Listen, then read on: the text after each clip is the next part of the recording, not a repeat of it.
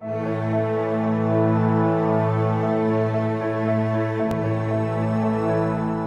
the gate and past the white fence, down the winding lane through the maple and linden trees, there is a country manor.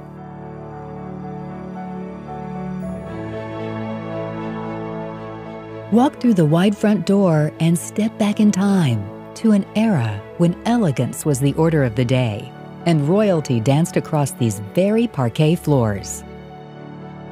This is the Taylor Estate, a spectacularly beautiful and storied home surrounded by 122 acres, one of the largest remaining parcels of private open land in the Denver area. The English manor-style house was designed by noted Denver architect Burnham Hoyt, a visionary acclaimed for his work on the Red Rocks Amphitheater and the north wing of the Central Denver Public Library. Built in 1932, the home sits atop the highest point on the property, where the views of Mount Evans and the Front Range are majestic. Formal gardens, manicured lawns, lush alfalfa meadows, and native grasslands. The land falls away from the house in a gentle slope through the meadows to the sandy shore of an exclusive boating lake. With mountain views and lakefront beach, the Taylor Estate has that rare combination that few properties can offer: luxury and open land, a combination that is rarer still in Metro Denver.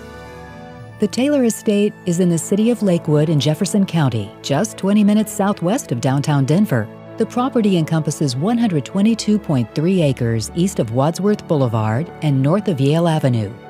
Ward Reservoir 1, known locally as Ward Lake, borders the property on the east. Ski resorts in Vail, Beaver Creek, and Breckenridge are less than 2 hours away via C-470 and Interstate 70. Authentically elegant, this showplace residence is imbued with the style and impeccable tastes of its former owners, Denver oilman Vernon Moose Taylor Jr. and his extraordinary wife, Anne Bonfoy Taylor.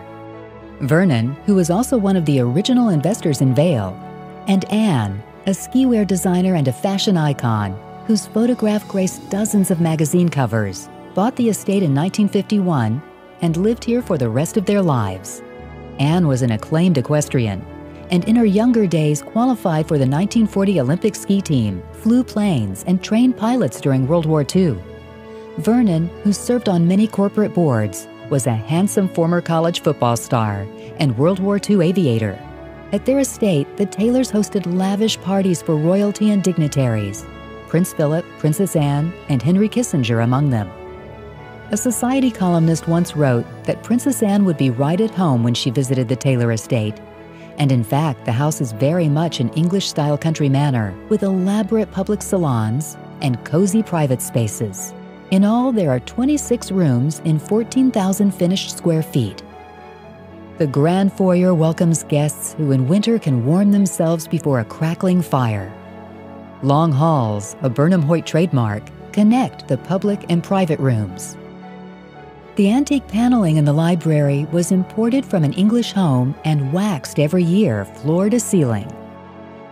There are 11 working fireplaces, which were lit every day from September to April when the Taylors were home. The house has a large formal dining room for banquets and parties, and a more intimate family dining room where the Taylor sons memorize the names of English kings and American presidents painted on the walls. The expansive master suite occupies its own wing and includes his and her bedrooms, 2 bathrooms, walk-in closets, a private sitting room, and a study.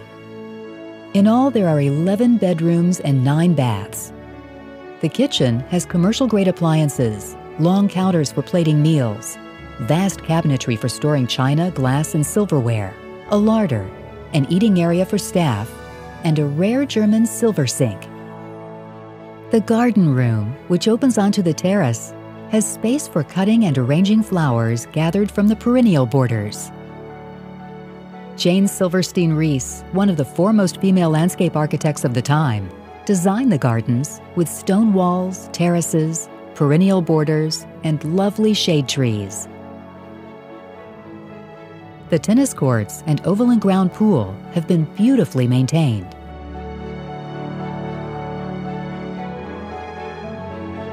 Like most large estates, the Taylor property has cottages for household and ground staff. Shimmering Ward Lake beckons for an afternoon of water skiing or sailing. The Taylor estate extends to the lake and includes 1,110 feet of shoreline with a private sand beach, charming lake cottage, boat dock, and boating rights, a privilege accorded only to those who own property on the lake. Behind the manor house, surrounded by leafy trees, there is also a private pond, perfect for fishing. The Taylor estate has extraordinary water rights, valued at nearly $2 million. These rights include water from 2 local reservoirs and 2 deep wells on the property. Large swaths of mature maples and evergreens run through the property, much of which remains ruggedly beautiful with tall native grasses and wide open spaces. Alfalfa meadows grow lush and green and produce ample hay for horses or sale. The property is zoned for 1 acre with agricultural status.